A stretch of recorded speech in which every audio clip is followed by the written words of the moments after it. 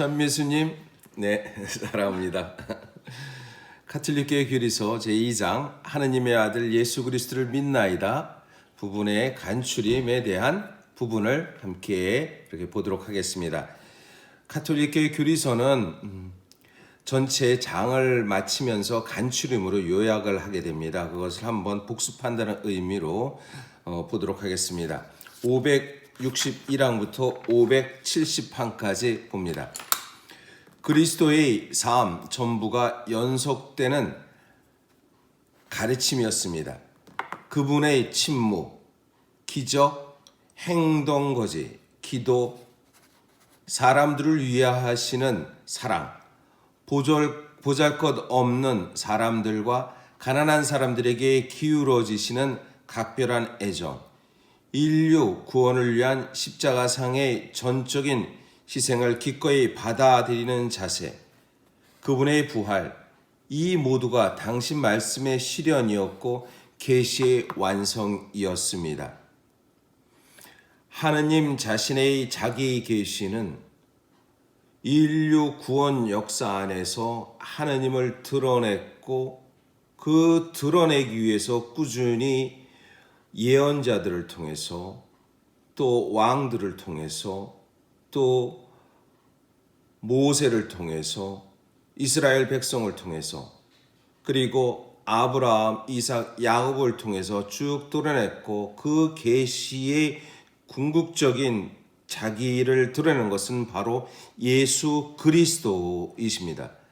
하느님 자신을 드러냈고 그 하느님 자신의 삶, 즉 예수 그리스도, 하느님의 아들 예수 그리스도의 삶이 바로 하느님의 모습을 그대로 드러낸 것입니다. 562항입니다. 그리스도의 제자들은 그들 안에 그리스도께서 형성되실 때까지 그분을 닮아야 합니다. 이마고 데이는 하느님의 모상입니다. 그러면 그리스도스 데이라고 하면 하느님의 그 그리스도입니다. 그럼 또 한편 이마고 그리스도스라고 하면 그리스도의 모상이라고 그리스도를 닮는 사람, 우리를 말하는 것이죠. 제자들입니다. 그래야 우리는 그리스도의 생명의 신비 안으로 받아들여지고 그분과 동화되고 그분과 함께 죽고 함께 부활하여 마침내 그분과 함께 다시 다스리실 것입니다. 목자이든 동방박사이든 누구나 베들레헴의 구유 앞에 무릎을 꿇고 연약한 아기 안에 숨어 계신 하느님을 경배해야만 이 세상에서 하느님께 다가갈 수 있습니다. 연약한 여인을 통해서 당시 하느님의 잉태 자신, 즉 예수 그리스도가 세상에 태어났고 그 모습을 본 것은 목자든 동방박사든 그리고 구유 옆에 있는 그 누구나 바로 하느님을 경배하는 그 모습이었습니다. 예수님께서는 마리아와 요셉에게 순종하시고 나자렛에서 보내신 열해 동안 비천한 일을 하셨으므로 가정과 노동의 일상생활 안에서 거룩함의 모범을 우리에게 보여주십니다. 공생활의 생활 이전 30세까지 예수님은 목수로서 가정생활에 충실했고 그 모습에 우리 일상의 모습 그대로 담고 있었다는 것입니다. 예수님께서는 공생활의 시작, 곧 베들레헴 당신의 세례 때부터 구속사업에 온전히 봉헌된 하느님의 종이시며 이 일을 당신 안에 드러난 것을 당신 순환의 세례로 완성하신 겁니다.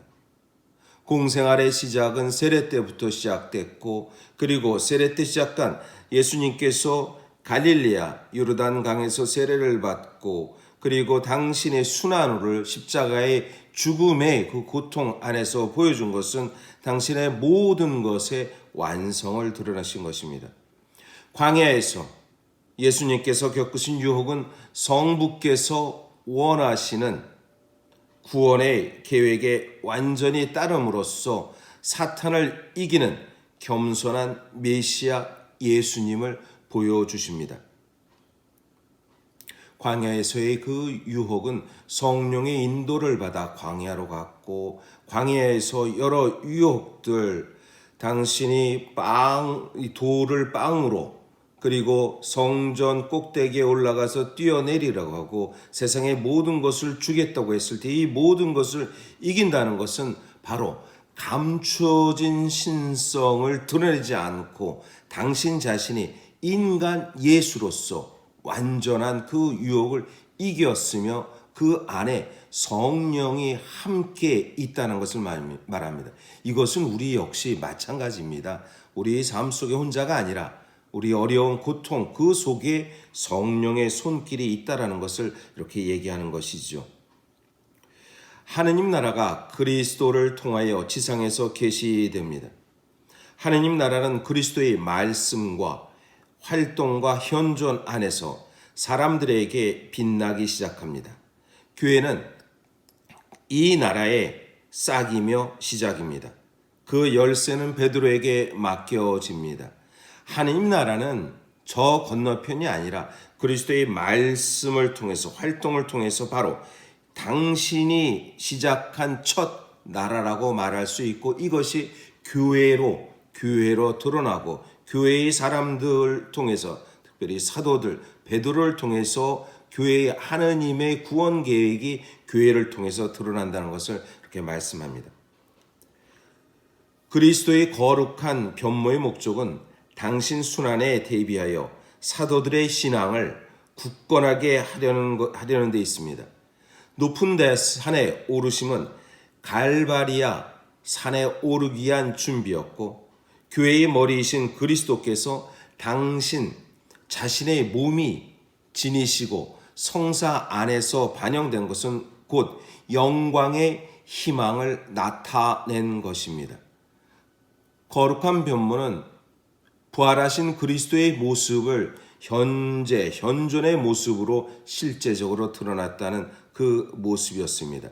이것은 바로 우리들의 믿음을 더 굳건히 하기 위한 것이었다는 것입니다.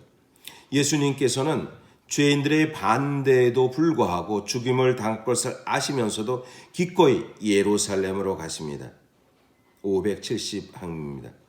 예수님의 예루살렘 입성은 어린이들과 마음이 가난한 사람들의 환영을 받으시며 당신 도성에 들어오신 메시아 왕께서 당신 자신의 죽음과 부활의 파스카를 통해 완성하시려는 하느님 나라 도래를 나타냅니다. 이처럼 예수님께서는 공생활의 시작에서 3년간의 공생활을 마치고 이제 예루살렘에 들어가서 당신의 구원 계획의 실질적 십자가의 사건을 드러내려고 예루살렘에 입성하십니다. 이것이 예수님의 공생활 전반적인 이야기를 이렇게 쭉 하고 있는 것입니다. 네, 요약하고요. 네, 오늘도 주님 안에서 행복한 하루가 되시기를 바라겠습니다.